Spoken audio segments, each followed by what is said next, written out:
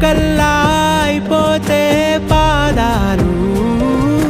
ఉన్నాయా బంధించే దారాలు ఊహల్లో ఉంటుంటే ప్రాణాలు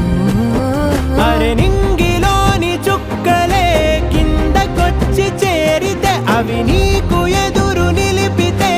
ఉండిపోవ ఇక్కడే జాబిలీటు చేరెను పొరపాటుననియో అంతే కథలెన్నో చెప్పారు కవితల్ని రాశారు